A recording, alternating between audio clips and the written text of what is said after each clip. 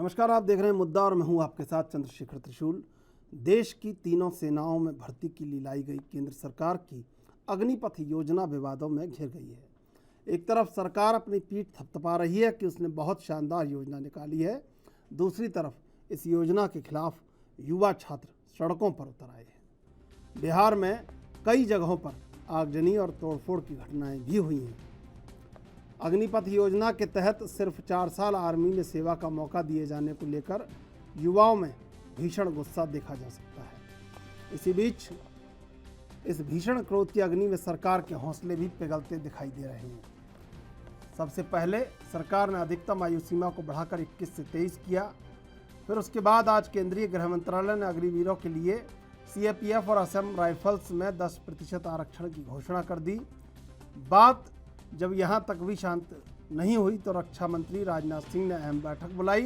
अग्निपथ योजना पर रक्षा मंत्री राजनाथ सिंह की अहम बैठक खत्म हो चुकी है। इस बैठक में तीनों सेनाओं के प्रमुख और रक्षा सचिव मौजूद थे। भारतीय वायुसेना 24 जून से भर्ती अभियान शुरू करने जा रही है, तो इंडियन आर्मी की तरफ से भी जल्द ही नोटिफिकेशन जारी किया जाएगा। वहीं इस स्कीम के बहाने विपक्ष को भी बैठे बिठाए एक मुद्दा हाथ लग गया है।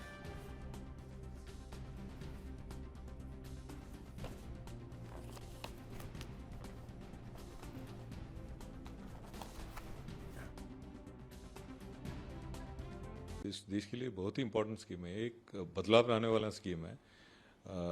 सिर्फ मिलिट्री में ही नहीं, ये तो अपने यूथ को इतना एम्पावर करेगा, इतना एनरिच करेगा, इससे देश की फ़ायदा ही होगी और देश की जो बदलाव के लिए बहुत यूज़फुल रहेगा।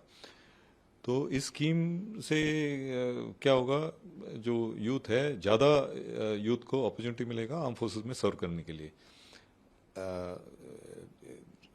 पहले कम लोगों को ज़्यादा देर सर्व करने की अपॉर्चुनिटी मिलता था। अभी क्या होगा, ज़्यादा लोगों को कम टाइम के लिए सर्व करने के लिए अपॉर्चुनिटी मिलता है। उसमें से जो सेलेक्ट हो जाते हैं या उनको सर्व करने की इच्छा है, वो आगे बढ़ेंगे। और अभी भी कई लोग हैं जो सर्व नहीं करना चाहते हैं, लेकिन उनको ऑप्शन ही नहीं है, क्योंकि एक बार आपने 15 साल के लिए या 20 साल के लिए साइन कर लिया तो आपको पूरा सर्विस करना पड़ेगा। यहाँ उनको एक अपॉर्चुनिटी है। देखिए, जो भारतीय सेना के लिए जो अग्निपथ स्कीम आए हैं, ये नया देश, नया भारत का, नया युवाओं के लिए बहुत बड़ा एक हिस्ट्री का एक बहुत बड़ा क्या है ऑप्शन आए हैं सेना में योगदान करने के लिए। इसमें अगर जो भारत बंद का जो बोल रहा है, जो ट्रेन जला रहा है, ये किसका है? भारत का है।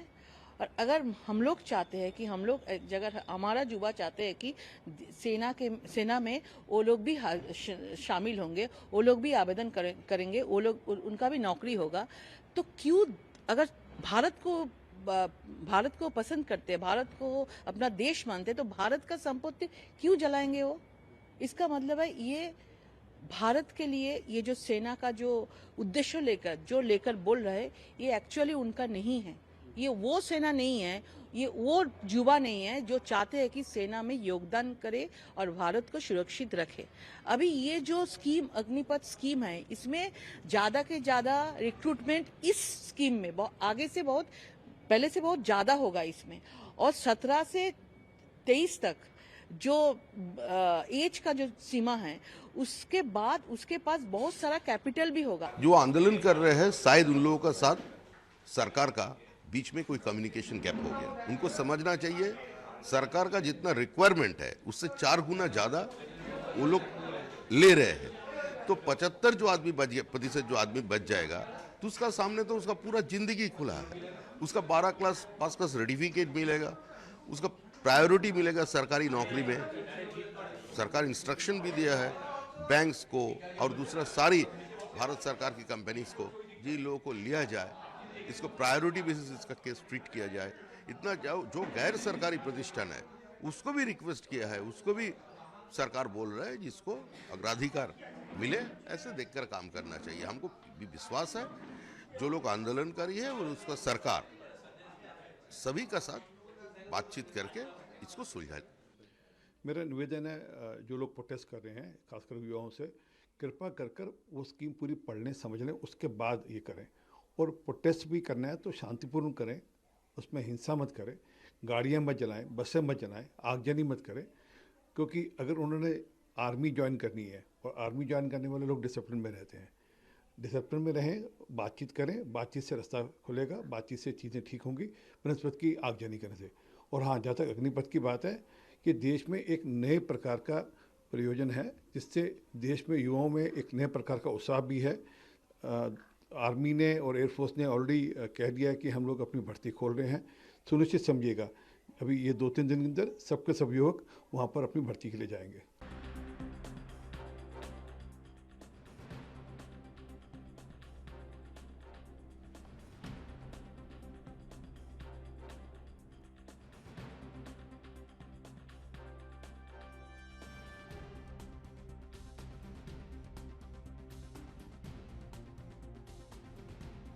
मंत्रालय ने अग्निवीरों के लिए सीएपीएफ, केंद्रीय सशस्त्र पुलिस बल और असम राइफल्स में भर्ती के लिए 10% आरक्षण देने का फैसला लिया है। आज 2 बलों में भर्ती के लिए अग्निवीरों को ऊपरी आयु सीमा से 3 वर्ष की छूट दी गई है।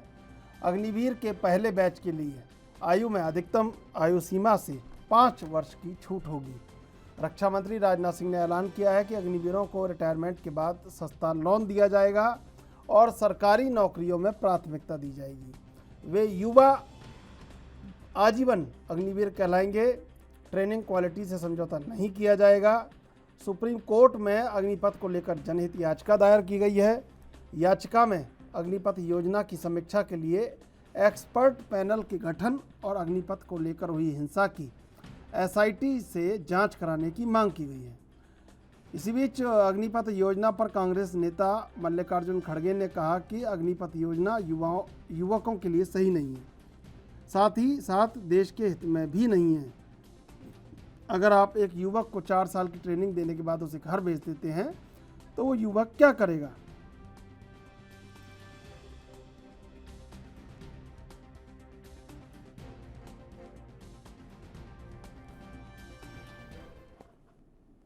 और इसी मुद्दे पर चर्चा के लिए 3 मेहमान हमारे साथ जुड़ चुके हैं। प्रभात त्रिपाठी, वरिष्ठ पत्रकार; आनंद त्रिपाठी, राजनीतिक विश्लेषक; रिटायर्ड मेजर अनिल गौड़, रक्षा विशेषज्ञ। आप तीनों का स्वागत एएनबी न्यूज़ पर। सबसे पहले आनंद त्रिपाठी जी, हम आपके पास आएंगे।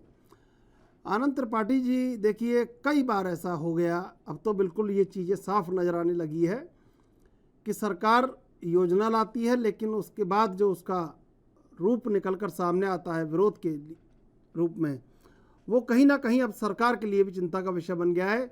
और जैसे जैसे सरकार उसका मूल्यांकन कर रही है, अभी तो वो योजना लॉन्च हुई है, केवल अभी नई नोटिफिकेशन जारी हुआ है।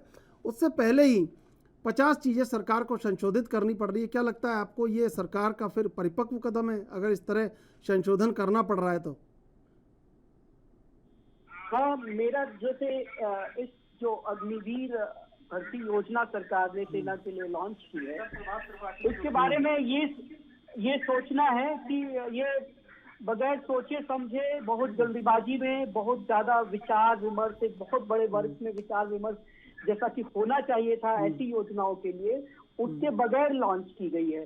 सरकार की महत्वाकांक्षी योजना हो सकती है, लेकिन सरकार ने इस पर इसके जो रिपरकेशन है उन पर ज्यादा विचार करने की आवश्यकता नहीं समझी, और सरकार को लगातार इस निर्णय का इसीलिए विरोध झेलना पड़ रहा है। इस योजना में बहुत सारी खामियां हैं। अच्छाइयां हो सकती हैं, वो दिखेंगी, लेकिन खामियां अभी सामने नजर आ रही हैं, और वो खामियां सरकार को भी अब समझ में आने लगी है इस विरोध के वजह से। और आप देखिए 2 या 3 दिन में कई सारे संशोधन सरकार को प्रस्तुत करने पड़े। अलग अलग लोग, सरकार के मंत्री आकर के इसका बचाव कर रहे हैं, लेकिन उनके पास कोई लॉजिकल बचाव का वो सवालों का उन सवालों का जवाब नहीं है जो देश में युवा पूछ रहे हैं या अन्य लोग पूछ रहे हैं। तो मेरी समझ से ये बिना विचार विमर्श के ये योजना लेके आई गई है। आनंद जी, जिस तरह से एक विरोध देखने को मिला इस योजना का, इसकी भी उम्मीद शायद सरकार ने बिल्कुल नहीं की थी। जी, ये जो विरोध देखने को मिला है, इसकी उम्मीद सरकार ने नहीं की थी शायद इतना। निश्चित तौर पर सरकार चूंकि इस योजना पर बहुत विचार ही नहीं किया था, इसलिए इसके विरोध या रिपरकशन क्या होंगे उसके बारे में सोचा ही नहीं गया। वो तो सिर्फ ये देख रहे हैं कि इस योजना के लाभ क्या हैं और वो अपनी तरफ से सोच रही है सरकार। जो लाभार्थी होंगे इस योजनाओं की, उनकी तरफ से सोचने की जहमत नहीं उठाई सरकार ने, जिसका परिणाम आज सामने है और देश जलना शुरू हो गया है। हालांकि इस हिंसा का मैं कभी समर्थन नहीं करूंगा। देश के युवाओं को इस बात को समझना चाहिए कि इस हिंसा से उनका भविष्य अनेक तरह से खतरे में पड़ सकता है, लेकिन वो जिस चीज का विरोध कर रहे हैं वो विरोध जायज है और उसका विरोध करने का तरीका बदल करके उनको और भी बड़ा विरोध करना चाहिए। सरकार को मजबूर करना चाहिए इस योजना को वापस लेने के लिए और इस पर पुनः विचार विमर्श करके, पूरे देश के साथ विचार विमर्श करके, बहुत सारे जो स्टेक होल्डर हैं उनके साथ विचार विमर्श करके इस योजना को बाहर पुनः लॉन्च करने की अगर आवश्यकता समझे तो ले आनी चाहिए। अन्यथा मुझे लगता नहीं है कि इस तरह की कोई भी योजना सेनाओं में भर्ती के लिए लागू होने योग्य है। अनिल गौड़ जी, क्या लगता है कि सरकार को इतने भारी विरोध की उम्मीद नहीं थी और कहीं ना कहीं ये जो कदम है, अब जैसे जैसे सरकार पिघलती जा रही है, ऐसे कहीं ना कहीं विपक्ष को भी लग रहा है और तमाम अन्य लोगों को लग रहा है कि सरकार ने ये फैसला जल्दबाजी में ले दिया।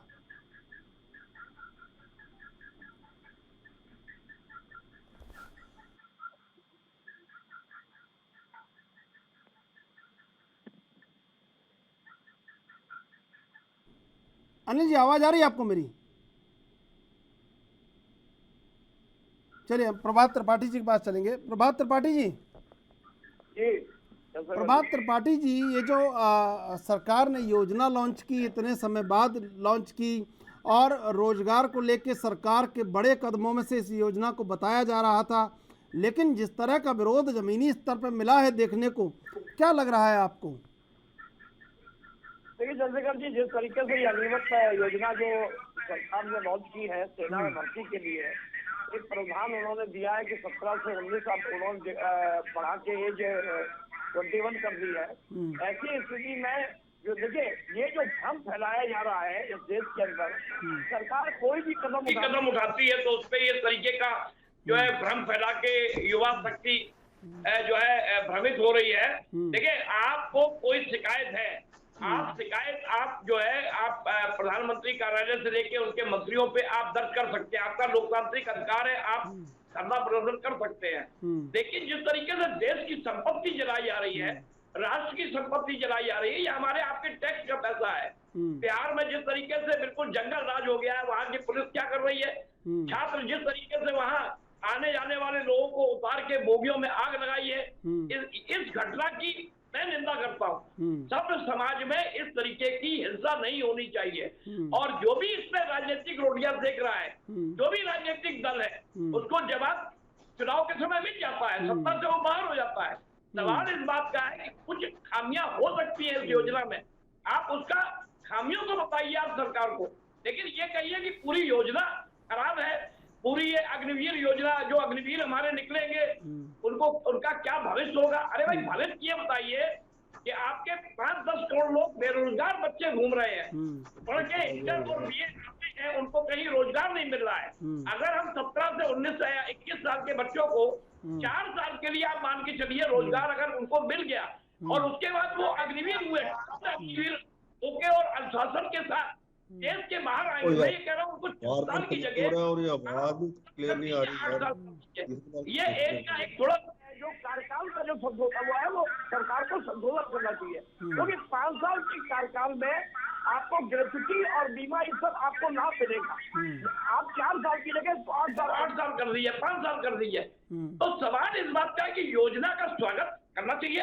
अगर देश रिफॉर्म्स की तरफ जा रहा है, अगर कोई सेक्टर रिफॉर्म्स की तरफ जा रहा है, उसकी सुधार करने की कोई प्रक्रिया है, तो पूरी योजना खराब नहीं हो सकती है। आप जिस तरीके से भ्रमित कर रहा है ये पूरा समूचा विपक्ष, इसके पास यही काम है कि अगर कोई प्रधानमंत्री नरेंद्र मोदी कोई भी योजना लाते हैं, देखिए केंद्र सरकार योजना लाई है, आप लड़ते लड़ते मोदी जी के सीधे सीधे आप विरोध में मोदी के आ जाते हैं कि मोदी का कोई भी निर्णय वो देश के हित में नहीं है। अरे भाई आप बताइए, आप आप अगर रिफॉर्म्स करने की बात आती है तो रिफॉर्म्स में अगर कोई कमी है तो आप मिल बैठ के आप उसको सुलझाइए। अब आप कहते हैं मोदी जी हमसे बात नहीं करते हैं, मोदी जी ने किसी से राय नहीं ली। आप ये बताइए, आपका जब माइंड जो है विपक्षी लोगों का जब डिस्ट्रक्टिव माइंड है तो क्या बात की जाए, सरकार आपसे क्या बात करेगी? कोई अगर योजना बनाई है तो आप उनको बताइए कि आपकी इस योजना में ये कमी है। तो राष्ट्र में हिंसा नहीं होनी चाहिए, हिंसात्मक इस तरीके की जो घटनाएं हो रही है, जब ये इस तरीके की घटनाओं में लिप्त होंगे तो वो सेना के अनुशासन के तौर पे देश की रक्षा क्या करेंगे? सवाल इस बात का है। अरे आप सांकेतिक फरोख कीजिए। आप जो अरबों रुपए की प्रॉपर्टी आपने जला दी है, ये प्रॉपर्टी कहाँ से वापस आएगी? और आप आपकी अरे सैनिक को जो है, अगर आप सेना में भर्ती आपकी 2 साल की जो परेशानी थी वो सरकार ने मान दी, जो लड़के कोविड काल में सेना में नहीं जा पाए। और एक बात और कहूंगा कि कोई भी योजना केंद्र सरकार अगर लाती है तो पहले पूरी तैयारी करके उनको होमवर्क करके आना चाहिए। मैं इस जगह थोड़ी सी सरकार की एक गलती ठहराऊंगा। आप जिस तरह किसान आंदोलन हुआ, किसान की आप योजना लाए, आप समझा नहीं पाए। आपकी योजना बहुत अच्छी थी, आप किसानों को लाभ देना चाहते थे, आप युवाओं को लाभ देना चाहते हैं, नया स्किल आप डेवलप करना चाहते हैं, आप सेना में एक नया प्रयोग करना चाहते हैं। लेकिन आपके लोगों को बताना चाहिए, आपको इसके पहले बताना चाहिए कि हम ये स्कीम ला रहे हैं और इससे देश के बच्चों का भविष्य बनेगा। जब देश के बच्चे अनुशासित होंगे, देश के बच्चे जब पूरी तरीके से मानसिक तौर पे बिल्कुल युवा होंगे तो हमारी सेना का मॉडल भी युवा होगा। और अब वक्त आ रहा है आने वाले समय में जिसमें युवा लोगों की शक्ति का बहुत बड़ी अग्नि परीक्षा, हम विश्व गुरु बनने जा रहे हैं, पूरे विश्व में हमारा एक नाम हो रहा है। ऐसे तो नहीं बनेंगे छोटे-छोटे जो कंट्रीज हैं, ऐसे वहाँ तो पे आपने जो 4 साल का प्रयोग किया है, वहाँ जनसंख्या कम है, आपको देश के अंदर थोड़ा 4 साल की जगह 5 साल कर दे या 8 साल कर दे, ये थोड़ी सी खामियां हैं। लेकिन जो छात्र कर रहे हैं, ये छात्र बहकावे में ना आए। मेरी आपके चैनल के माध्यम से अपील है कि छात्र जो है बहकावे में ना आए। आपका जो अनुशासन टूट रहा है, ये कहीं ना कहीं दर्शाता है सभ्य समाज में कि आप सैनिक बनने योग्य है कि नहीं है। ये आपके ऊपर जो तंत्र लग रहा है, ये विपक्ष तो राजनीतिक रोटियां सेकेंगे, वो आपको नौकरी नहीं देंगे। अगर उनको नौकरी देनी होती तो आज बेरोजगारी फैल क्यों गई है? इतने करोड़ लोग बेरोजगार इस देश में फैले क्यों हैं? भाई 2014 के बाद मोदी सरकार आई है, मोदी सरकार को 8 साल 9 साल हुए हैं मान के आप चलिए। तो जिस तरीके से विपक्ष जो इसमें राजनीतिक रोटियां सेक रहा है, मेरा ये मानना है कि विपक्ष इसमें राजनीतिक रोटियां न सेके। ठीक है अनिल गौड़ जी, आवाज आ रही है आपको मेरी? चलिए अनिल जी, आवाज आ रही है आपको मेरी? ठीक है, मैं आऊँगा। आनंद त्रिपाठी जी, देखिए प्रभात त्रिपाठी जी ने बहुत सारी सरकार को हिम्मत बना दी, लेकिन सरकार तो पूरी हिम्मत से जो काम करती है उसके बाद भी जब हाथ पैर फूलते हैं तो धीरे धीरे करके संशोधन करती है। और प्रभात जी एक बात कह रहे थे कि पिछली सरकारों में क्या हुआ, तो CMI की रिपोर्ट है उसके मुताबिक 35 सालों में जो बेरोजगारी दर थी वो 3% के ऊपर नहीं गई थी, लेकिन पिछले 8 सालों में लगातार बढ़ती चली गई और अब 7.83% इस समय बेरोजगारी दर है, जिसको नियंत्रण में लाने के लिए लगभग 40,000 नौकरियां प्रतिदिन चाहिए। क्या लगता है कि सरकार, बहुमत की सरकार, परिपक्व सरकार, लेकिन जब भी कदम उठाती है वो कदम कमज़ोर हो जाता है, क्या इसके पीछे एक बड़ा कारण मानते हैं आप? देखिए, मैं पहले भी कहा कि जैसे कि ये जो बेरोजगारी का मसला है वो इस सरकार को अब समझ में नहीं आ रहा है कि वो कैसे इसको टैकल करे, है ना। और इस वजह से वो कुछ ऐसी बातों पर विचार कर रहे हैं कि जो कि जनता को स्वीकार है।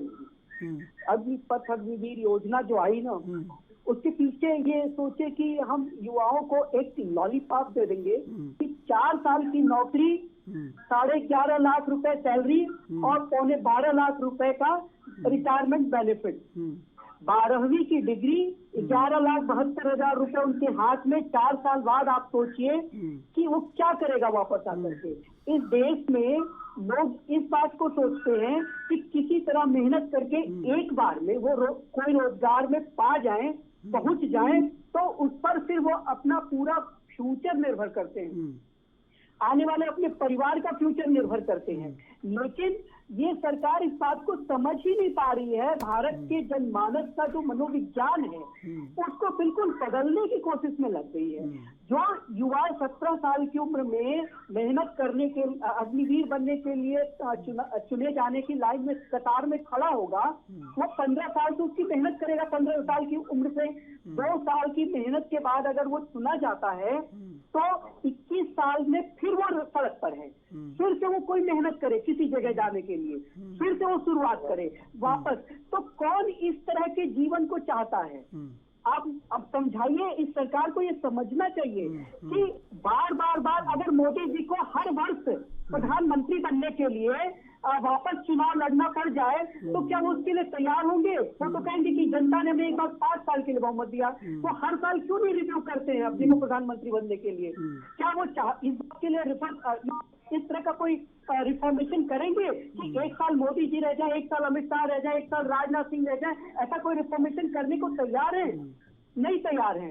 अपने लिए तो 5 साल का पूरा मौका चाहिए जो 1951 में तय हो गया। लेकिन सेना के लिए जो तय हुआ कि 20 साल की कम से कम की नौकरी होगी, जो आज भी भर्ती होती है सेना में वो भी 17 साल की उम्र से होती है और 20 सालों के लिए होती है। तो 17 वर्ष का लड़का ही नौकरी पाता है या 18 वर्ष का लड़का नौकरी पाता है, 19 वर्ष का लड़का नौकरी पाता है। लेकिन उसके अगले 20 ईयर सिक्योर है और 20 साल की सिक्योरिटी इस देश में उसमें उसका परिवार बन जाता है, उसके परिवार की सिक्योरिटी हो जाती है, उसके बच्चे पढ़ लिख जाते हैं। यहाँ तो 4 साल बाद वो फिर सड़क पर होगा। वो क्या कर पाएगा?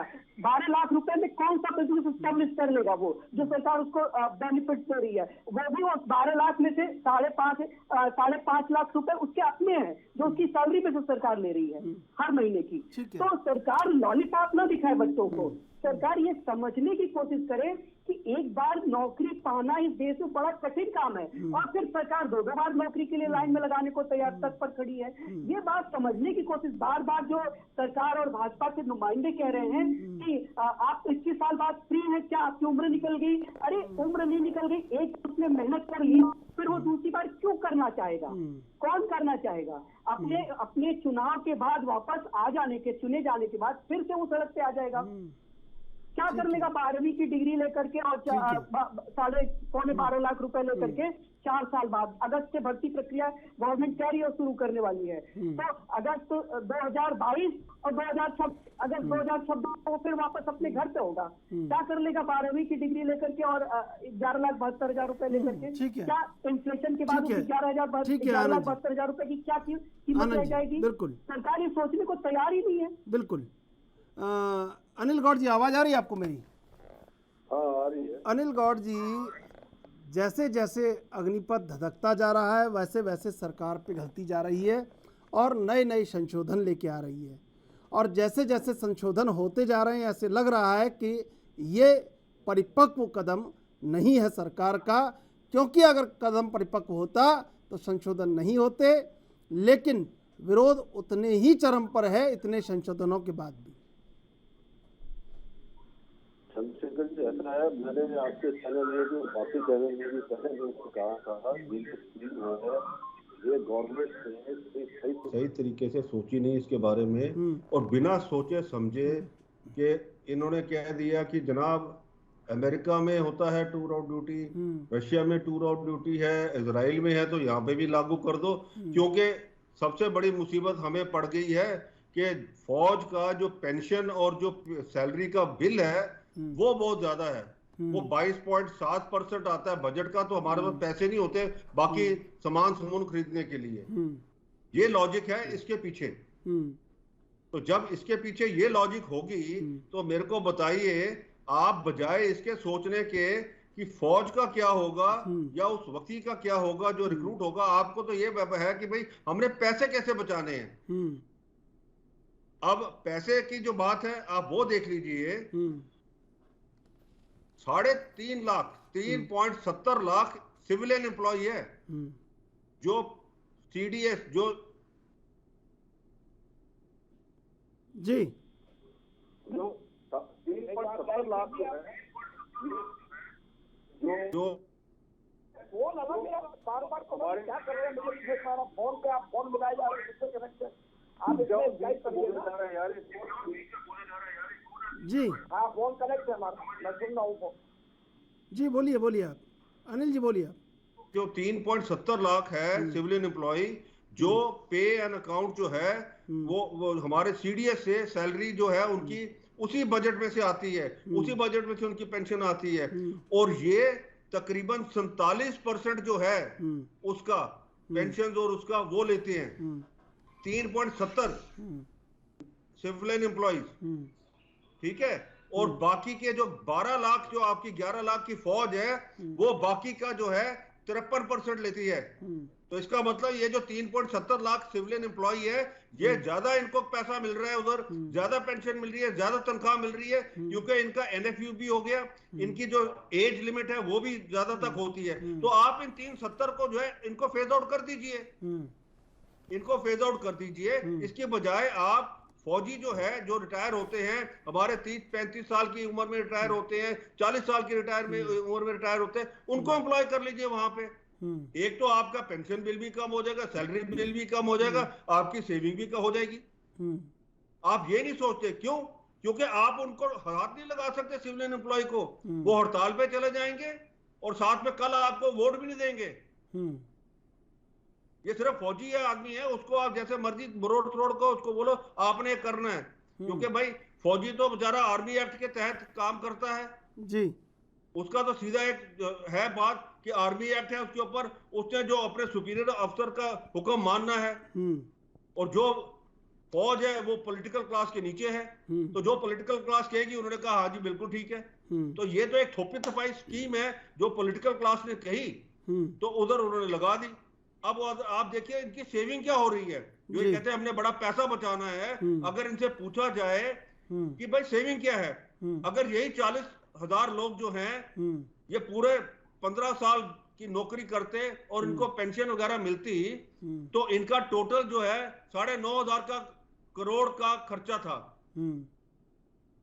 और इसके बाद अगर ये जो 30,000 हमने निकाल दिए, जो 34 जो हमने 30,000 निकाल देंगे हम इसमें से 4 साल के बाद में, उनका जो खर्चा बनता है वो 5,700 करोड़ बनता है। तो सेविंग कितनी हुई आपकी? हार्डली आपकी 3,800-900 करोड़ हुई, 4,000 करोड़ हुई। तो एक 4,000 करोड़ के लिए आपने पूरी फौज का उथल पुथल कर दी है। और दूसरी बात देखिए, जो एक जवान को ट्रेन करने के अंदर उसको पूरा एक सही फौजी बनाने के लिए उसको कम से कम 5 से 7 साल लगते हैं जी। अगर वो आर्टिलरी में चला जाएगा, आर्मर्ड कोर में चला जाएगा, सिग्नल में चला जाएगा, उसको आर्टिलरी में गन के ऊपर उसके ऊपर काम करने के लिए उसको 5 साल लगते हैं सिखाने के अंदर। आर्मर्ड कोर के अंदर उसको टैंक के ऊपर या वो ड्राइवर है या गनर है उसको भी 5 से 7 साल लगते हैं उसको सही बनाने में। तो ये 6 महीने में नहीं बनता, ये 4 साल में नहीं बनता। अनिल गौड़ जी ये इतना तो मेरे को समझ नहीं आती है। अब आप कह रहे हैं संशोधन उनको लाना पड़ेगा और तो इसके काम नहीं चलेगा, क्योंकि आपने क्या किया, आपने पैसा बचाने के लिए देखिए इन यूथ के साथ कितना अन्याय किया। फौज के साथ तो किया ही किया आपने, क्योंकि फौज के पास अब हर साल जो है हर 4 साल के बाद आपके पास 25% जो है सिर्फ वो लोग बचेंगे जो सही होंगे, और वो भी दोबारा वो भी उनको जो 4 साल की सर्विस है उसका फायदा नहीं मिल रहा जी। वो उसमें से वंचित हैं, वो फिर नए रिक्रूट की तरह रिक्रूट हो रहे हैं। तो उसका जो पे एंड अलाउंसेस और पेंशन के अंदर इंक्रीमेंट के अंदर फिर फर्क पड़ेगा। तो आपके पास न्यूक्लियस जो है एक फौज के अंदर वही 25% हर साल का है। तो आपके पास टाइम जो लगेगा आपकी रेजिमेंट को, एक रेजिमेंट को फाइटिंग फिट बनने के लिए वो हर साल वो वही घुमाती रहेगी कि बेचारे वो नए आएंगे, नए को सिखाते ही रहेंगे कि भैया कैसे मोर्चे पे बैठना है, कैसे उसको करना है, क्या करना है। इतनी देर में उसको जाने का टाइम हो जाएगा, और अगर भगवान ना करे उसके बीच में लड़ाई हो गई, हो सकता है ये लोग जाए ना, लड़े ना, ये कहे जी 2 महीने के बाद तो मैं जा रहा हूं, मैं क्यों लड़ूं। आपने बड़े उस टाइम जो है हिंदुस्तान में सबने देखा कि चीनी जो थे जो सोल्जर्स किस हिसाब से वो रोज रोते हुए जा रहे थे बॉर्डर पे। वो क्यों आ रहे थे रोते हुए बॉर्डर पे? क्योंकि वो भी 4 साल के लिए होते हैं कंस्क्रिप्ट। आपका कैसे कह सकते हैं जो हमारे वाले 4 साल के लिए होंगे वो हंसते हुए जाएंगे? आपने कभी सोचा इसके बारे में? फिर आप कहते हैं इजराइल का हवाला देते हैं। भाई इजराइल के अंदर पॉपुलेशन कम है, पर उसके अंदर ये स्कीम जो है वो हर एक के लिए लागू है। हर एक जो है व्यक्ति, जो यूथ है, उसके लिए लागू है। आप हिंदुस्तान में हर एक के लिए लागू कर दीजिए। जितने ये MP, MLA, IPS के बच्चे हैं, इनको भी डालिए इसके अंदर। फिर देखते हैं ना क्या होता है। फिर आप देखिए ये स्कीम कितनी अच्छी हो जाएगी। ये 4 साल की नहीं रहेगी, ये बड़ी अच्छी हो जाएगी स्कीम जी। आप एक MP, MLA जो है वो 5-5 पेंशनें लेता है। यहाँ पे आप फौजी को एक पेंशन देने के लिए आप कतराते हैं। मेरे को समझ नहीं आता। तो जो ये जवान पेंशन को बचाने के लिए ये इंश्योर करता है कि आप अपने ड्राइंग रूम में बैठ के आराम से बैठ के टीवी देखें और एयर कंडीशनर कमरे में बैठे, सारा टाइम वो उधर ये कोशिश करता है कि दुश्मन अंदर ना आ जाए। आप उसके लिए, आपके पास पैसा ही नहीं है देश के पास। ये तो मैं कहूंगा जो चाणक्य ने, कौटिल्य ने कहा था, जिस दिन एक फौजी को अपने हक का पैसा मांगना पड़े उस देश से, वो देश जो है वो बिल्कुल उस देश का विनाश काल आ गया है। और आज वही हाल हो रहा है इधर। ये अगर बच्चे यहाँ पे, मैं उनके साथ जुड़ा, मैं उनकी तरफदारी नहीं करता, वो बिल्कुल गलत कर रहे हैं जो वो जला रहे हैं ये चीजें। और मैंने अपने ट्विटर हैंडल पे भी और बाकी चैनल में भी ये कहा था कि इन लोगों की CCTV से शिनाख्त करिए। इनको आज के बाद कोई गवर्नमेंट जॉब, कोई भी गवर्नमेंट जॉब नहीं मिलनी चाहिए और इनको, इनके खिलाफ कार्रवाई होनी चाहिए। पर ये बच्चे क्यों कर रहे हैं ये? क्योंकि ये फ्रस्ट्रेट हो गए। उन्होंने देखा कि भाई 4 साल के बाद मैं निकलूंगा, अब होगा क्या? देखिए, जो 4 साल के बाद निकलेगा, ये बड़ी बड़ी बातें करते हैं। ये इनको सिर्फ सिक्योरिटी, प्राइवेट सिक्योरिटी एजेंसी जो है वो एम्प्लॉय करेंगी और उसको 12 से 15 हजार रुपया तनख्वाह देगी और उसको एक दरबान बना के खड़ा कर देगी। वो दरवाजे खोलता रहेगा, सलूट मारता रहेगा। ये हाल होगा इस लड़कों का। इनके इससे अच्छा नहीं होगा कोई लड़कों का हाल। चाहे वो 12वीं का सर्टिफिकेट दे दीजिए आप उनको, चाहे उनको 13वीं का सर्टिफिकेट दे दीजिए। आनंद जी, ये इसीलिए ये बच्चे परेशान हैं। आनंद जी, आपने सुना देख रहे हैं अनिल गौड़ जी को सुना की है, हम 12 से 15 हजार की नौकरी पे लगे रहेंगे। अनिल गौड़ जी, मैं आऊंगा आपके पास। आपने ये संशोधन जो देख रहे हैं, ये आस्ते आस्ते, अगर राजनाथ जी ने एक संशोधन किया 10% का, आप बताइए मेरे को 10% क्या है? 400 बच्चे लेंगे आप? अनिल जी, 40,000 बच्चे लेंगे। अनिल जी, मैं आऊंगा अनिल जी, मैं आऊंगा आपके पास, मैं आऊंगा आपके पास। आनंद त्रिपाठी जी, सुना आपने अनिल गौड़ जी के दर्द को? एक दर्द तो जाहिर हो रहा है वो है, और एक दर्द जो जाहिर नहीं हो पा रहा है वो भी है। जी नहीं, निश्चित तौर पर देखिए ऐसा है ना कि इस देश में, मैंने पहले भी कहा कि विचार विमर्श के बगैर ये योजना लागू की जा रही है। और इसलिए जो स्टेक होल्डर हैं उनसे तो बिल्कुल विचार विमर्श नहीं किया गया। और एक सूचना ये भी आ रही है कि पूर्व army chief general Manoj Naravane का डिसेंट था इस योजना के साथ, और इसी वजह से उनको TDS की लाइन से हटा दिया गया। ये हालांकि इसके मैं कोई तस्दीक नहीं कर पाऊंगा, लेकिन ये बहुत तेजी के साथ ये बात फैली हुई है। तो ये निश्चित तौर पर सेना इस बात के लिए सहमत नहीं है, और ये पेंशन और सैलरी बिल को कम करने का ही एक प्रयास है और कुछ नहीं। आप ये जानिए, ये 4 साल बच्चे सिर्फ वर्दी से सैनिक होंगे, जज्बे से नहीं होंगे। ये बहुत बड़ी बात मैं कह रहा हूँ। ये सिर्फ वर्दी से सैनिक होंगे, जज्बे से सैनिक नहीं होंगे ये 4 साल वाले लोग। इसको सरकार को समझना चाहिए और सेना को अपनी इस सोच से, पैसे बचाने वाली सोच से दूर रखना चाहिए। कुछ ऐसा चीज छोड़े कि जिसको हर कुछ बदलने की कोशिश में ना करे। बहुत कुछ इस देश में अच्छा चल रहा है, बेहतर चल रहा है, उसको चलने दे।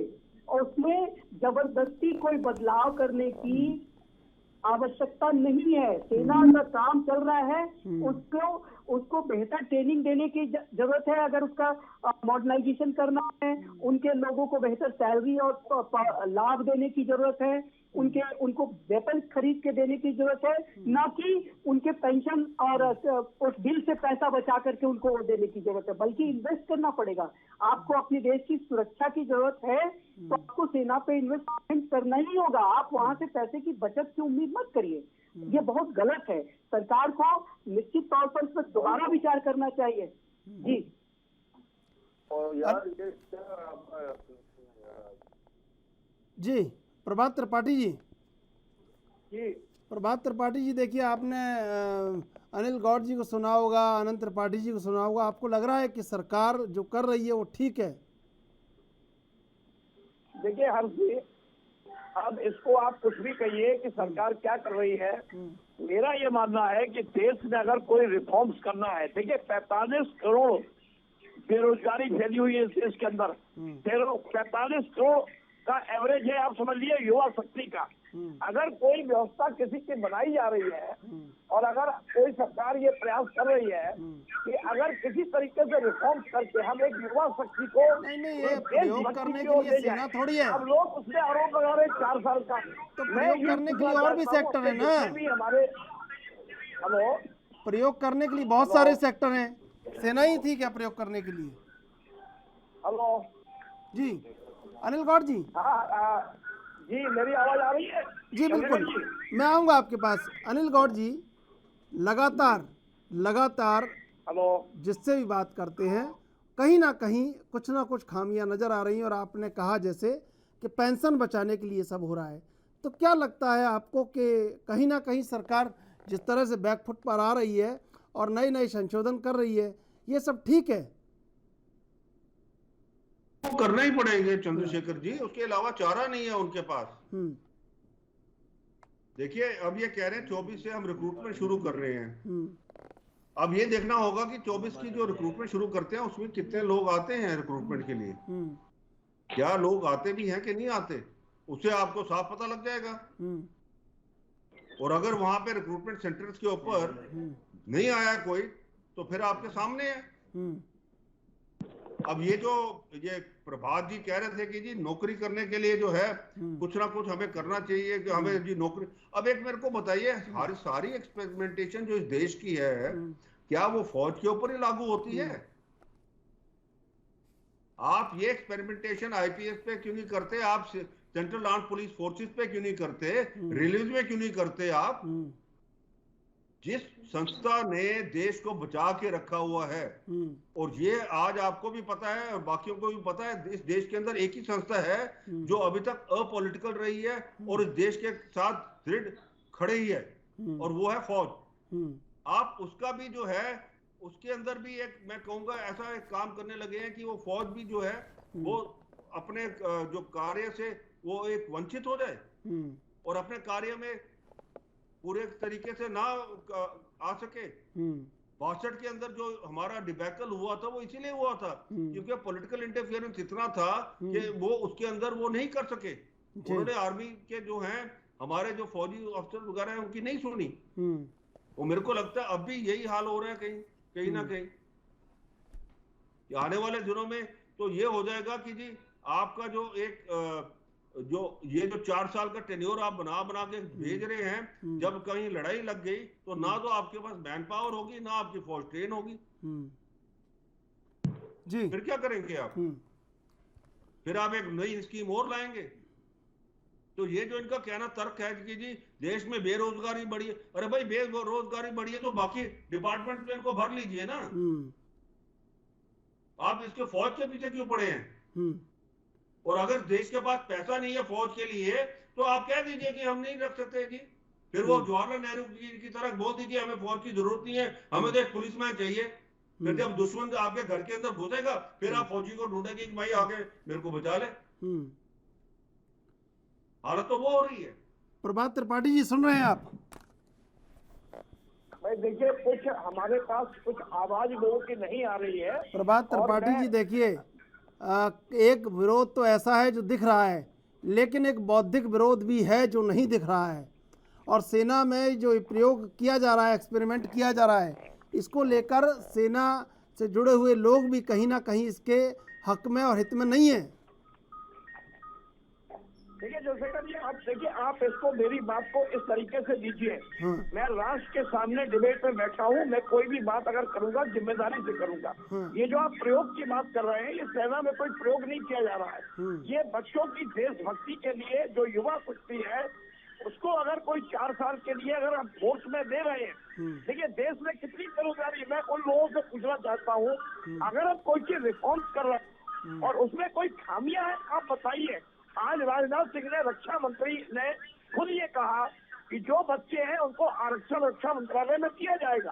अगर 4 साल बाद आप ट्रेंड होकर निकलेंगे तो आपके पास एक स्किल डेवलप होगा, आपके पास एक डिसिप्लिन होगा, आपके पास 12,20,00,000 रुपए होंगे और आप उससे कल्पना कीजिए जो लोग बेरोजगारी में सड़क पे घूम रहे हैं डिग्री लेके, 17 साल के 19 साल के बच्चे हाई स्कूल की डिग्री लेके और इंटर की डिग्री लेके, जिनको जॉब नहीं मिल रही है। अगर वो कहीं हम समायोजित करेंगे, अब देखिए सीआरपी असम राइफल्स ने कह दिया, सीआरपीएफ ने कह दिया आपको आरक्षण मिलेगा। हेलो नहीं, लेकिन ये तो अब कहना पड़ा ना, जब ये हो रहा है सब देख के। पहले कहाँ कहा ये बात? अनिल जी, दूर करने के लिए फिर दूसरी तरफ से आप कहते हैं ये फौज को मनरेगा की स्कीम थोड़ी है कि मेरी आवाज नहीं आ रही, मैं रिमूव हो रहा हूँ डिबेट से, मैं रिमूव हो रहा हूँ। ठीक है अनिल जी देखिए, कहीं ना कहीं जी बार ये जो प्रवक्ता है जो भी, अब मेरे को ये नहीं पता ये कौन सी पार्टी के साथ है या क्या है, पर इनका कहना तो यही तर्क मेरे को यही नजर आया कि ये कहते हैं कि जी बेरोजगारी बढ़ी है तो इसलिए हमने ये स्कीम लागू कर दी है फौज के ऊपर, सिंपल। और तो मेरे को कोई नजर नहीं आता इसके अंदर कोई तर्क है कि भाई क्यों है। फिर कहते हैं जी 4 साल के बाद वो ट्रेन होके निकलेगा, बड़ा वो क्या करेगा 4 साल के बाद। एक तो फौज का बिल्कुल वो आपने सिस्टम जो है, रेजिमेंटेशन जो है आपने उसके अंदर सारे की सारी सेहत लगा देंगे और उसके बाद में ये बाहर आ जाएगा। बिल्कुल। केंद्रीय सशस्त्र बल और असम राइफल्स में अग्निवीरों को 10% आरक्षण की घोषणा की है। गृह मंत्रालय ने अग्निवीरों के लिए सीएपीएफ, केंद्रीय सशस्त्र पुलिस बल और असम राइफल्स में भर्ती के लिए 10% आरक्षण देने का फैसला किया है। 2 बलों में भर्ती के लिए अग्निवीरों को ऊपरी आयु सीमा से 3 वर्ष की छूट दी गई है। अग्निवीर के पहले बैच के लिए आयु में अधिकतम आयु सीमा से 5 वर्ष की छूट होगी। आज रक्षा मंत्री राजनाथ सिंह ने ऐलान किया कि अग्निवीरों को रिटायरमेंट के बाद सस्ता लोन दिया जाएगा और सरकारी नौकरियों में प्राथमिकता दी जाएगी। अब ऐसे में कहीं ना कहीं ये लग रहा है कि जिस तरह लगातार अग्निपथ का विरोध देश में देखने को मिला है, उत्तर से लेकर दक्षिण तक, पूरब से लेकर पश्चिम तक, कहीं ना कहीं सरकार को भी ये समझ में आ रहा है कि ये जो प्रयोग है ये पूरी तरह से सराहा नहीं गया है और इसका विरोध चरम पर है। और इसीलिए धीरे धीरे करके सरकार अग्निपथ पर पिघलती जा रही है और पिघलने के बाद नए नए संशोधन लेके आ रही है। अब ऐसे में अगर मूल्यांकन करें तो कृषि कानून के बाद ये दूसरा बड़ा फैसला सरकार का, जिसके विरोध में लगातार लोग खड़े दिखाई दे रहे हैं। इससे पहले जीएसटी, नोटबंदी और अब कृषि कानून के बाद अग्निपथ। क्या कहीं ना कहीं सरकार उन ज़मीनी मुद्दों को समझ नहीं पा रही है जिन ज़मीनी मुद्दों से इस पूरे जो एक वातावरण है, एक राजनीतिक वातावरण, सामाजिक वातावरण, कहीं ना कहीं उसको एक स्थिरता प्रदान हो, वो काम नहीं हो पा रहा है। और अग्निपथ को लॉन्च करने के बाद जिस तरह का विरोध सामने आया है,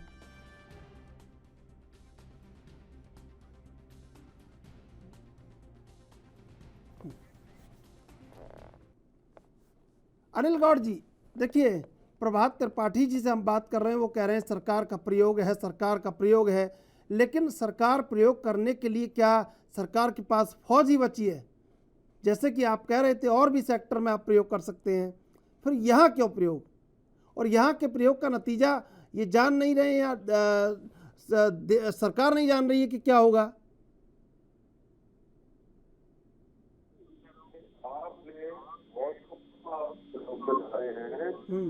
फौज में जो है आर्मी है उनमें से किसी ने भी खिलाफ बोलना नहीं। आर्मी जो योजना है, आप किसी डिपार्टमेंट में करके देखिए, पुलिस डिपार्टमेंट में कर देखिए और देखिए किस हिसाब से वहाँ पे हड़ताल हो रहे, इस हिसाब से लोग उसका विरोध करेंगे। जी कौन से इसलिए भी कोई विरोध करता है क्योंकि वो आर्मी एक्ट के तहत सभी करे, हमारे जैसे एक्सर्विसमेंट तो होते हैं वही बोलते हैं। और अगर आज आप देखिए जितने सारे रिटायर्ड जनरल हैं वो सारे सारे इसके खिलाफ है। कोई ऐसा जनरल नहीं दिखा जिसने कहा लेडी बहुत अच्छी स्कीम है। प्रभात जी देखिए, आप सुन तो रहे हैं, जब कोई आप बड़े स्तर पे विरोध है, आप कैसे इस बात को कह सकते हैं कि इसको रोजगार के पुनर्वास या रिफॉर्म्स के लिए इसको लाया गया है?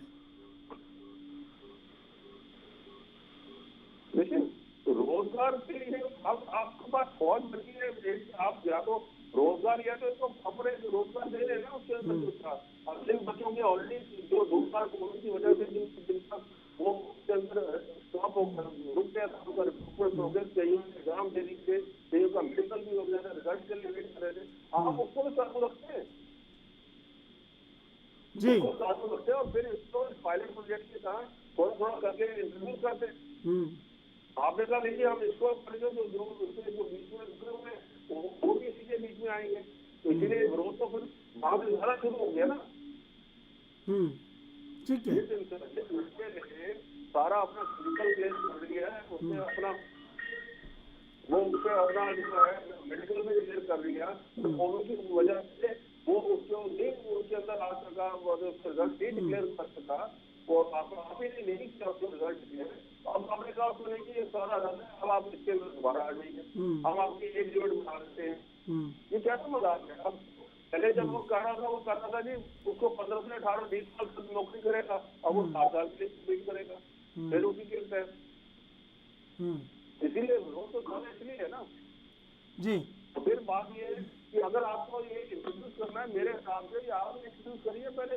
पुलिस में आपके है, पुलिस है आपका सेक्टर आर्म पुलिस है, उन्हें इंट्रोड्यूस करिए, देखिए क्या रिएक्शन होता है, कैसे काम करते हैं। दस तो बहुत आसान होता है ना जी। अमेरिका में आपको पता है, अमेरिका में वियतनाम वॉर इन्होंने किया था और वियतनाम वॉर से देखिए अमेरिका कितने साल से भागा था वहां से। अफगानिस्तान के अंदर नेटो फोर्सेस के अंदर हालत क्या हुई है, क्यों? क्योंकि वो भी वहां पे जो है कंस्क्रिप्टेड है। जो कंस्क्रिप्टेड लोग होते हैं उनकी मोटिवेशन देश के लिए लड़ने के लिए नहीं होती। कहता कि मैं क्या करूँ, मैं तो 4 से अपने आऊँ, मेरे को जरूरत है जी आगे जाने की। मेरा बंदा जो परमानेंट है प्रभात त्रिपाठी जी देखिए, जिसका आप समर्थन कर रहे हैं उसका समर्थन देखने को मिल नहीं रहा है। नहीं देखिए, समर्थन समर्थन की बात नहीं है, बात इस बात की है कि आपको ये समझना होगा इस देश के अंदर 125-130 करोड़ की पॉपुलेशन है। हम जिन देशों की बात कर रहे हैं वहाँ पे उन देशों में बहुत छोटी पॉपुलेशन है, वहाँ का एक कंट्रोल सिस्टम पावर अलग है। हम जब भारत की बात करते हैं 125-130 करोड़ जनता की, तो आज ये जो युवा को गुमराह, देखिए सारे उड्डयन विभाग, रक्षा मंत्रालय, गृह मंत्रालय, सारे विभाग कह रहे हैं कि इसको पूरा अगर 4 साल के बाद जो बच्चे स्किल्ड होके आएंगे उन बच्चों को रोजगार का वहाँ अवसर मिलेगा, नौकरी मिलेगी वहाँ पे। सवाल इस बात का है कि बिहार चलाने से, देश चलाने से, ट्रेन चलाने से आपका कोई हल नहीं होगा। मैं कह रहा हूँ इसमें एक साजिश है। जब भी ये इस तरीके की कोई सरकार रिफॉर्म का काम करती है उसमें साजिशें होती है। ये शिक्षा माफिया हो सकते हैं, बड़े बड़े राजनीतिक दल, बताइए कांग्रेस और आरजेडी समर्थन कर रही है उन छात्रों का।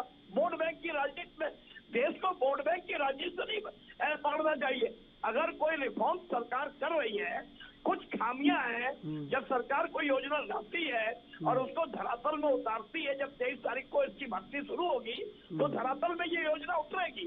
उसके बाद क्या खामियां हैं वो सामने आएंगी। लेकिन इस समय युवाओं को भड़काने की जरूरत, युवाओं को समर्थन देने की जरूरत, अगर आप राष्ट्र और देश के बारे में सोचें, अपने वोट बैंक के बारे में ना सोचें आप। और कितनी रोजगार, कितनी योजनाएं पिछली सरकारों ने दी, मुझे बता दें, चाहे वो राज्यों की सरकार हो चाहे केंद्र सरकार केंद्र में सरकार हो। मनमोहन सरकार 10 साल रही केंद्र में, कितने बच्चों को नौकरी मिली है? जो आप ग्राफ की बात कर रहे हैं कि बेरोजगारी ग्राफ बढ़ गया है, मैं मानता हूँ कोविड काल रहा, 2 साल देश संकट से गुजरा। ऐसी स्थिति में सरकार का विरोध करना, आप सरकार का विरोध करिए लोकतंत्र में, लेकिन लोकतंत्र में हिंसा की कोई जगह नहीं है। मैं अपील करना चाहता हूँ सारे युवाओं से कि आप बहकिए मत, आप अपना कैरेक्टर मत खराब करिए, आप अनुशासित सिपाही की तरह रहिए। अगर आपको कोई परेशानी है तो आप उसको जनता, उसके बीच में आप जनता को एम्बुलेंस आप जला रहे हैं, आप जनता को निकलने नहीं दे रहे, हाईवे रोक रहे हैं, पब्लिक जा रही है, किस तरीके से लोग भाग रहे हैं, महिलाएं भाग रही है, अपने आप को बचा रही है, तो देश में अराजकता को कोई बर्दाश्त नहीं करेगा। अगर हमारी बात किसी को समझ में आए या ना आए, मैं अपनी बात स्पष्ट रख रहा हूँ एक जर्नलिस्ट होने के नाते कि देश को जलाने का प्रयास मत करें, राज्य की संपत्ति या देश की संपत्ति को नुकसान पहुंचाने का काम न करें। आप ये सोचें कि ये जो राजनीतिक दल है, विपक्ष राजनीति करेगा, विपक्ष कभी नहीं कहेगा कि सरकार की जो है योजना बहुत अच्छी है, कोई विपक्ष नहीं कहेगा। विपक्ष इसीलिए बैठा हुआ है, सत्ता में आने के लिए बैठा हुआ है। अगर हम इस देश को रिफॉर्म्स कर रहे हैं, कुछ कमियां हो गई हैं, 4 साल की जगह इस योजना को 5 साल करना चाहिए, 1 साल और बढ़ाइए जिससे कि उनको सारे बेनिफिट मिले और उसके बाद वो नौकरी करें, जेल विभाग में करें। अब ये बताइए, बहुत से सैनिक जाते हैं, 17 साल रहते हैं, उसके बाद आते हैं देश में, ठीक है वो जज्बा, लेकिन अगर युवा शक्ति और हमारे बॉर्डर पे जो ट्रुप्स है हमारे, अगर वो युवा होंगे तो अब देखिए समय बदल रहा है, टेक्निक बदल रही है, लड़ाई का एक तरीका बदल रहा है, तो हमारे जो ट्रुप्स है, जो हमारे जवान हैं, अगर वो युवा होंगे तो उनके अंदर एक शक्ति अलग होगी। तो ये सारे ट्रेन बच्चे आएंगे, देश के अंदर नौकरी भी करेंगे, विभागों में लगातार जितने भी डिपार्टमेंट है वो लगातार कह रहे हैं कि हम आपको मौका देंगे, हम आपको आरक्षण देंगे। तो अब और क्या सरकार समझा सकती है? मैं समझा रहा हूँ देश के युवाओं को कि भाई आप इस तरीके की हिंसा मत कीजिए, अपने भविष्य को खराब मत कीजिए। आप सेना में अगर जा रहे हैं तो सेना का कोई सैनिक किसी भी एक भी व्यक्ति की जान नहीं लेता है, एक भी किसी चीज की क्षति नहीं करता है। ये राष्ट्र की संपत्ति है, ये आपकी संपत्ति है। आपके बच्चे आपके पिता आपको माँ बाप पढ़ा रहे हैं, इसलिए नहीं पढ़ा रहे कि आप अराजकता फैलाएं देश के अंदर, आप हिंसा करें देश के अंदर। आज बिहार में क्या हो रहा है? आरजेडी ने समर्थन दिया, वहाँ पे कांग्रेस समर्थन दिया। ये क्या बात है भाई? क्या हिंसा के लिए आप समर्थन दे रहे हैं? देश के सामने आपको स्पष्ट करना चाहिए कि आप वोट बैंक की राजनीति में देश के साथ खिलवाड़ कर रहे हैं। तो ये मेरा कहना है। बाकी किसी को बुरा लगे या भला लगे, ना मैं किसी सत्ता पक्ष की चापलूसी कर रहा हूँ, मैं तय विपक्ष की बात कर रहा हूँ। आप बात अपनी रखिए, शांतिपूर्वक रखिए, लेकिन बच्चों को भड़काइए नहीं, बच्चों को गलत रास्ते में मत ले जाइए। प्लीज इस देश को जलाइए नहीं। अगर आप जला रहे हैं इस देश को, आनंद त्रिपाठी जी, प्रभात जी की बात को आप समझे होंगे क्या? प्रभात जी की बात से आप क्या समझ रहे हैं? प्रभात जी जो कह रहे हैं, देखिए प्रभात जी जो बात कह रहे हैं उसमें वैसे तो कोई बड़ी मतलब अनहोनी सी बात नहीं है। सरकार के समर्थक लोग, सरकार के लोग और भाजपा के समर्थक, भाजपा के लोग यही बातें कहेंगे, उनको पूरा भी नहीं, उसको अन्यथा लेने की आवश्यकता नहीं है। वो अपना पक्ष रख रहे हैं, लेकिन संकट ये है कि वो दूसरे का पक्ष सुनने समझने को तैयार नहीं। जिसके लिए ये योजनाएं लाई जा रही हैं, जो कहा जा रहा है कि उनका भला होगा, उसको क्यों नहीं समझ में आ रहा है कि उसका भला होगा? ये बात बड़ी महत्वपूर्ण है, ये समझने की बात है कि हम कह रहे, सरकार कह रही है कि सेना में आने वाले लोगों की भलाई के लिए ये योजना लाई गई है। जो सेना में आने की उम्मीद रखते हैं, इच्छा रखते हैं, उनकी भलाई के लिए ये योजना लाई गई है। लेकिन उन लोगों को समझ में नहीं आ रही है। ये ठीक है कि ऐसे लोगों में से बहुत सारे कुछ हिस्से के लोग सड़कों पर आगजनी कर रहे हैं, रंग जला रहे हैं, जो बहुत ही निहायत ही गलत है, जो इसकी भर्त्सना की जानी चाहिए। लेकिन वो सारे लोग नहीं है, ये भी तय बात है कि सेना में भर्ती की इच्छा रखने वाले सारे लोग सड़क पर नहीं है, सारे लोग आगजनी में शामिल नहीं है। लेकिन समझ में तो उनको भी नहीं आ रहा ना, वो भी विरोध कर रहे हैं। एक सीधा सा सवाल मैं बार बार सरकार से ये जानना चाहता हूँ, या उसका उत्तर दे सरकार, कि 4 साल बाद जब वो लोग वापस बिना नौकरी के होंगे तो उनको दूसरी नौकरी के लिए, आपने जो एक बात पकड़ ली है 4 साल बाद, सुन लीजिए भाई, सुन लीजिए प्रभात जी, सुन लीजिए प्रभात जी, सुन लीजिए। ये आप गुमराह कर रहे हैं। 4 साल बाद ये बच्चे अगर 4 साल तक सड़कों पर रहेंगे और 45 करोड़ की जगह 60 करोड़ आबादी हो जाएगी इस देश में बेरोजगारी की, तो बच्चे क्या करेंगे? वो बच्चे नक्सली बनेंगे, वो बच्चे हिंसा करेंगे। ये हिंसा को आप बढ़ावा दे रहे हैं। आप 4 साल की बात कह रहे हैं, मैं भी कह रहा हूँ। अरे भाई सुन लीजिए, आप सुन लीजिए। अब ऐसा थोड़ी है, अब ऐसा थोड़ी है कि सब सरकार के समर्थन में ही बोलते रहे भाई, सरकार के समर्थन में ही सब बोलते रहे, ऐसा थोड़ी है। सुन लीजिए आप प्रभात जी। समस्या ये है कि ये जो ना सुनने की प्रवृत्ति है या बर्दाश्त न कर पाने की, अपनी जो आलोचना है उसको बर्दाश्त न कर पाने की, यही तो समस्या है शायद। मैं सरकार का पक्षधर हूं क्या? अरे तो आप सुन लीजिए ना भाई, अगर आप सरकार के पक्षधर नहीं है सुन लीजिए, सबका पक्ष सुनिए। बहस से मत उलझिए, मैं आपसे बहस नहीं कर रहा हूँ, है ना, ठीक है। मैं उनकी बातों का जवाब दे रहा हूँ, ठीक है। आपसे निजी बहस नहीं है मेरी, ठीक है, इसको समझिए आप, ठीक है। तो ये जो बच्चे वापस सड़क पर होंगे, उनको किसी भी नौकरी के लिए क्या प्रयास नहीं करना पड़ेगा? सरकार डायरेक्ट उनको रिक्रूटमेंट देंगे किसी दूसरी जगह पर? आप मुझे बताइए, एक बार रिक्रूटमेंट के लिए जितनी मेहनत वो कर सकते थे कर लिया, अब वो 4 साल बाद फिर सड़क पर होंगे, फिर उसी तरह की मेहनत करे, चाहे कहीं भी 4 साल बाद उनको कोई रिक्रूटमेंट को मेहनत नहीं करनी पड़ेगी। उनका सर्टिफिकेट होगा, सीधी भर्ती होगी, उनकी सीधी भर्ती होगी। अरे आप कहाँ से निकाल लाए हैं ये सीधी भर्ती का प्रोसीजर सर? मेरे को ये बता दीजिए ना, तो मैं कोई उसका जर्नलिस्ट हूँ ना, मैं तो एक फौजी हूँ। आप मेरे को ये समझा दीजिए उसकी कहाँ भर्ती होगी? 10% आपकी डिफेंस मिनिस्टर ने कहा कि असम राइफल में होगी, 34 बात कितने होती है? कहाँ होगी भर्ती बता दीजिए जरा, कितने होते हैं आप बता दीजिए भाई। मैं आपकी बात का जब दोनों लोग विरोध करने के लिए बैठे मैं जवाब नहीं दे पाऊंगा। नहीं विरोध करने के लिए क्यों बैठे हैं? आपकी बात का समर्थन करें क्या प्रभात जी? कैसी बात कर रहे हैं आप? सुन रहा हूँ आपकी बात, मैं आपकी बात सुन रहा हूँ आपकी बात, लेकिन आप अपनी बात अपने आप तो सरकार का महिमा मंडन कर रहे हैं, आप वस्तुस्थिति को समझ ही नहीं रहे हैं। कौन विपक्ष भड़का रहा है बताइए? सड़कों पे हजारों लाखों युवक निकले हुए हैं, कहाँ है वहाँ विपक्ष?